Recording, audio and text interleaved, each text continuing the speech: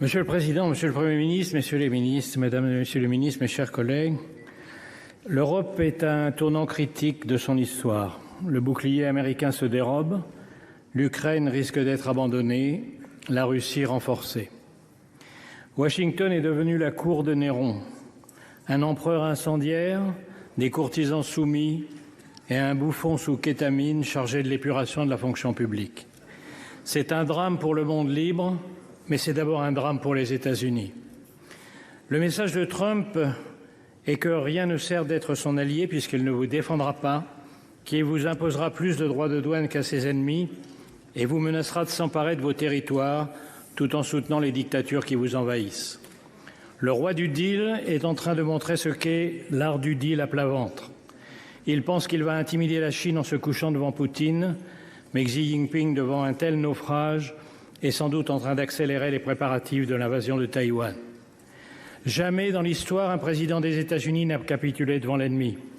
Jamais aucun n'a soutenu un agresseur contre un allié.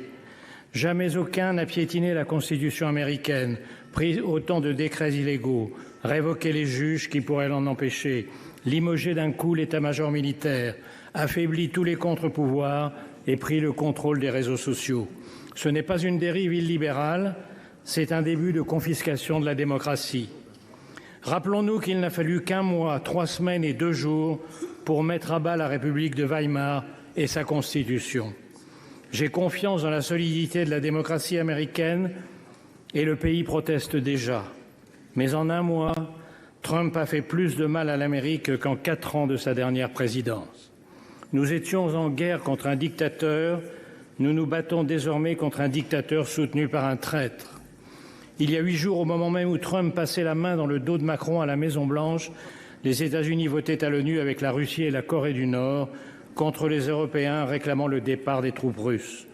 2 jours plus tard, dans le bureau ovale, le planqué du service militaire donnait des leçons de morale et de stratégie au héros de guerre Zelensky avant de le congédier comme un palefrenier en lui ordonnant de se soumettre ou de se démettre.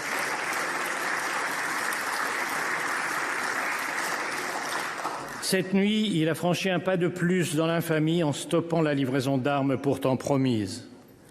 Que faire devant cette trahison? La réponse est simple, faire face. Et d'abord ne pas se tromper. La défaite de l'Ukraine serait la défaite de l'Europe. Les pays baltes, la Géorgie, la Moldavie sont déjà sur la liste. Le but de Poutine est le retour à Yalta où fut cédé la moitié du continent à Staline. Les pays du Sud attendent l'issue du conflit pour décider s'ils doivent continuer à respecter l'Europe ou s'ils sont désormais libres de la piétiner. Ce que veut Poutine, c'est la fin de l'ordre mis en place par les États-Unis et leurs alliés il y a 80 ans, avec comme premier principe l'interdiction d'acquérir des territoires par la force. Cette idée est à la source même de l'ONU, où aujourd'hui les Américains votent en faveur de l'agresseur et contre l'agressé, parce que la vision trumpienne coïncide avec celle de Poutine. Un retour aux sphères d'influence, les grandes puissances dictant le sort des petits pays. À moi, le Groenland, le Panama et le Canada. À toi, l'Ukraine, les pays baltes et l'Europe de l'Est. À lui, Taïwan et la mer de Chine. On appelle cela, dans les soirées des oligarques du golfe de Mar-a-Lago, le réalisme diplomatique. Nous sommes donc seuls. Mais le discours selon lequel on ne peut résister à Poutine est faux. Contrairement à la propagande du Kremlin, la Russie va mal. En 3 ans, la soi-disant 2e armée du monde n'a réussi à grappiller que des miettes d'un pays 3 fois moins peuplé. Les taux d'intérêt à 25%, l'effondrement des réserves de devises et d'or, l'écroulement démographique montrent qu'elle est au bord du gouffre. Le coup de pouce américain à Poutine est la plus grande erreur stratégique jamais commise lors d'une guerre. Le choc est violent, mais il a une vertu. Les Européens sortent du déni. Ils ont compris en un jour à Munich que la survie de l'Ukraine et l'avenir de l'Europe sont entre leurs mains et qu'ils ont 3 impératifs. Accélérer l'aide militaire à l'Ukraine pour compenser le lâchage américain, pour qu'elle tienne, et bien sûr pour imposer sa présence et celle de l'Europe dans toute négociation. Cela coûtera cher. Il faudra en terminer avec le tabou de l'utilisation des avoirs russes gelés. Il faudra contourner les complices de Moscou à l'intérieur même de l'Europe par une coalition des seuls pays volontaires, avec bien sûr le Royaume-Uni. En second lieu, exiger que tout accord soit accompagné du retour des enfants kidnappés, des prisonniers et de garanties de sécurité absolue. Après Budapest, la Géorgie et Minsk, nous savons ce que valent les accords avec Poutine. Ces garanties passent par une force militaire suffisante pour empêcher une nouvelle invasion. Enfin, et c'est le plus urgent, parce que c'est ce qui prendra le plus de temps, il faut rebâtir la défense européenne négligée au profit du parapluie américain depuis 1945 et sabordée depuis la chute du mur de Berlin. C'est une tâche herculéenne, mais c'est sur sa réussite ou son échec que seront jugés dans les livres d'histoire les dirigeants de l'Europe démocratique d'aujourd'hui. Friedrich Merz vient de déclarer que l'Europe a besoin de sa propre alliance militaire. C'est reconnaître que la France avait raison depuis des décennies en plaidant pour une autonomie stratégique. Il reste à la construire. Il faudra investir massivement, renforcer le Fonds européen de défense hors des critères d'endettement de Maastricht, harmoniser les systèmes d'armes et de munitions, accélérer l'entrée dans l'Union de l'Ukraine, qui est aujourd'hui la première armée européenne, repenser la place et les conditions de la dissuasion nucléaire à partir des capacités françaises et britanniques, relancer les programmes de boucliers antimissiles et de satellites. Le plan annoncé hier par Ursula von der Leyen est un très bon point de départ. Et il faudra beaucoup plus. L'Europe ne redeviendra une puissance militaire qu'en redevenant une puissance industrielle.